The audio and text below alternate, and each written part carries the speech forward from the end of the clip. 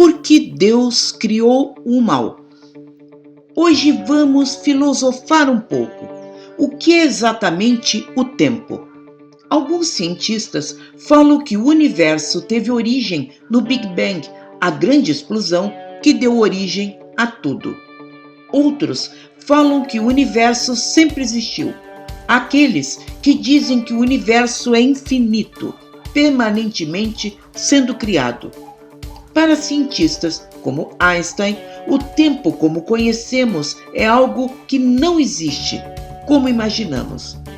Ele é relativo, dependendo de nosso ponto de vista. Para uns, demora muito a passar. Para outros, passou em um instante. Ou seja, o que é o tempo para Deus? Como falar de tempo a um ser que é eterno? E para esse ser eterno, quanto tempo duraria o mal?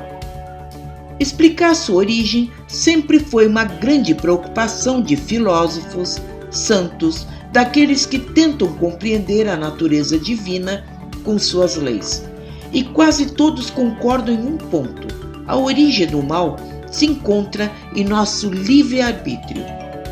À medida que somos um microcosmos e, de certo modo, uma miniatura de nosso Criador, somos livres para fazer nossas escolhas. Tanto é verdadeiro que Jesus disse em João 10:34 que éramos deuses, lembrando nossa natureza divina e a capacidade de evoluirmos em direção ao nosso Criador. Baseados nas questões 629 a 646 em O Livro dos Espíritos, de Allan Kardec, essa questão será discutida. Mesmo criados simples e ignorantes em nossas origens, ou seja, crianças espirituais, Deus nos programou com algo que chamamos consciência. No fundo, todos sabemos o que é certo e o que é errado em nossos corações. E como saber? Tudo que nos afasta das leis da natureza e da compaixão nos distancia de Deus, criando um estado temporário de sofrimento que nos empurra novamente ao rumo certo, em direção ao nosso aprimoramento. Muitos reclamam de Deus por não ter nos dado inteligência desde o nosso início, que deveríamos nascer sabendo. Muitas almas revoltadas culpam Deus por isso, como se ele devesse mudar todo o seu universo, que se rege por leis absolutas, matematicamente perfeitas, apenas para encobrir nossos erros.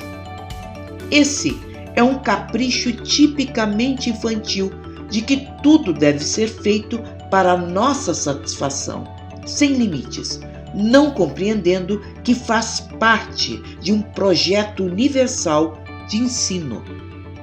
Uma das imagens de Deus e de libertação mais belas já criadas pela humanidade encontramos na Índia, na figura de Shiva Nataraja, o destruidor.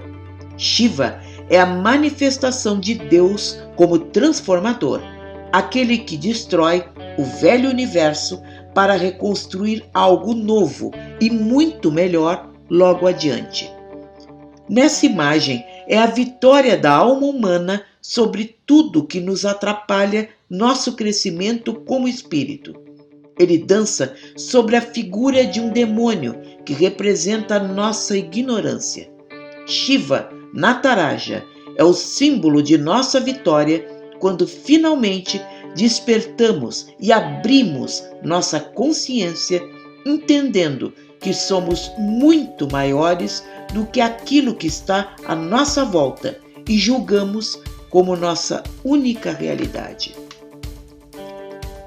Mesmo sendo um símbolo hinduísta pouco familiar à Umbanda, coube ele aqui por sua beleza e a lembrança daquilo que deveríamos buscar como espíritos: o extermínio de nossa ignorância, quando exercemos nosso livre-arbítrio de forma autoritária, buscando unicamente os nossos interesses, esquecendo que todos fazemos parte de um grande conjunto de leis que regem desde a menor partícula aos maiores universos sob as leis imutáveis de Deus.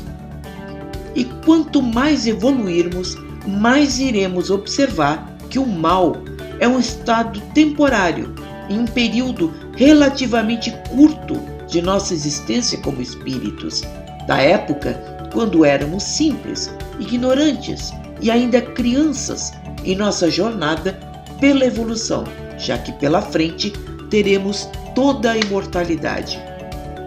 Eis porque o tempo, como espíritos imortais que somos, é um instante, que o mal não existe para ficar, mas é temporário e fruto de nosso sofrimento em querer transgredir leis que não podem ser mudadas.